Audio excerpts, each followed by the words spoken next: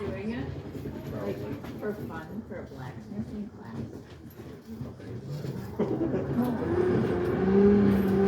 I think you just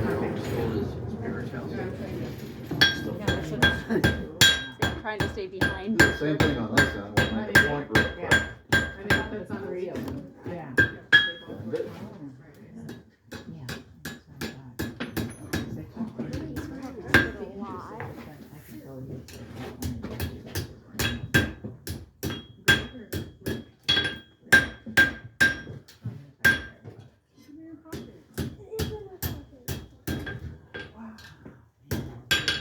There's most of the hook, we need to put a twist in the middle now.